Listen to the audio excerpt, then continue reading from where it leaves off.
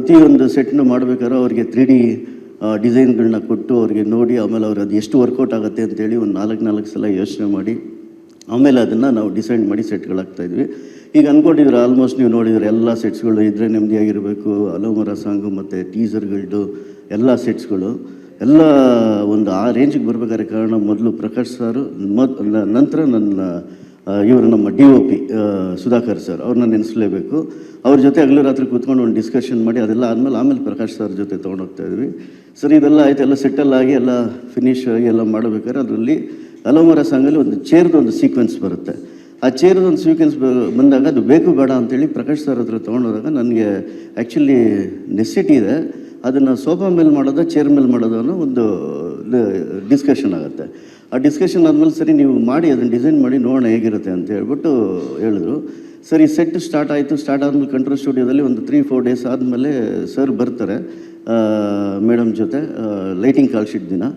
Chair ನೋಡಿದ ತಕ್ಷಣ ಒಂದೇ ವರ್ಡ್ ಹೇಳಿದ್ರು, ಮೋಹನ್ ಸರ್ ಇದನ್ನು ಹಿಂದೆನೂ ಕ್ರಿಯೇಟ್ ಮಾಡ್ಬೋದಾ ನೋಡಿ, ಯಾಕಂದರೆ ಅದು ಆ್ಯಕ್ಚುಲಿ ಚೇರ್ ಒಂದು ಸೈಡ್ ಕೂತ್ಕೊಳ್ಳೋದು ಒಂದು ಸೀಕ್ವೆನ್ಸ್ ಇದೆ, ಇನ್ನೊಂದು ಇದನ್ನು ಸೀಟಿಂಗ್ ಕೆಪಾಸಿಟಿ ಇರೋ ಥರ ಮಾಡ್ಬೋದಾ ನೋಡಿ, ಹಿಂದೆನೂ ಫಿನಿಷ್ ಮಾಡಿ ಅಂತ. ಯಾಕಂದರೆ ಅವರು ಅಲ್ಲಿವರೆಗೂ ಬಂದು ಚೇರ್ ನೋಡೋವರೆಗೂ ಇದನ್ನು ಒಪ್ಕೊಳ್ತಾರೆ ಅಲ್ವ ಅನ್ನೋದೊಂದು ಅನುಮಾನ ಇತ್ತು. ಯಾವಾಗ ಅವ್ರು ಇನ್ನೊಂದು ಇದು ಕ್ರಿಯೇಟ್ ಮಾಡ್ಬೋದಲ್ಲೋ ಇವರಿಗೆ ಈ ಚೇರ್ ಡೈಜೆಸ್ಟ್ ಆಗಿದೆ, ಇವರು ಖುಷಿಯಾಗಿದ್ದಾರೆ ಅಂತ.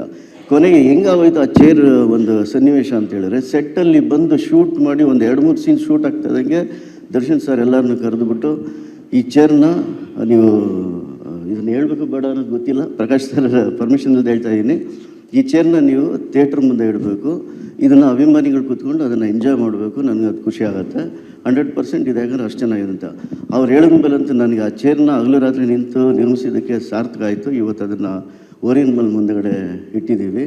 ಕ್ರೌಡ್ ಮೇಂಟೈನ್ ಮಾಡೋಕ್ಕಾಗ್ತಿಲ್ಲ ಆ ಚೇರಲ್ಲಿ ಒಂದೊಂದು ಸೆಲ್ಫಿ ತೊಗೊಳಕ್ಕೆ, ಯಾಕಂದ್ರೆ ಅದಾದಮೇಲೆ ಮತ್ತೆ ಬೇರೆ ಕಡೆನೂ ಒಂದು ಇಡುವಂಥ ಇದ್ದಿದೆ.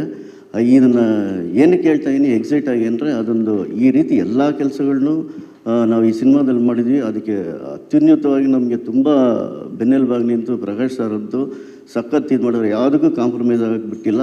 ನೀವು ಕ್ರಿಯೇಟ್ ಮಾಡಿ ಏನಾಗುತ್ತೆ ಅದಕ್ಕೆ ಯಾವುದೇ ಬಜೆಟಲ್ಲಾಗಲಿ ಏನಾಗಲಿ ಎಲ್ಲ ಯಾವುದಕ್ಕೂ ಲಿಮಿಟ್ ಇಲ್ಲದೆ ಮಾಡಿಸಿದ್ದಾರೆ. ರಿಯಲಿ ಈ ಥರ ಒಂದು 10 ದಿವಸ ಈಗ ನಾನು ಇಲ್ಲಿ ಚೇರ್ ಮೇಲೆ ಕೂತ್ಕೊಂಡು ಆ ಟೀಸರ್ನ ಆ ಸಾಂಗ್ಗಳನ್ನ ನೋಡ್ತಾ ನನಗೆ ಒಂದು ಹೆಮ್ಮೆ ಅನ್ನಿಸ್ತು. ರಿಯಲಿ ತುಂಬ ಅದ್ಭುತವಾಗಿ ಮೂಡಿ ಬಂದಿದೆ.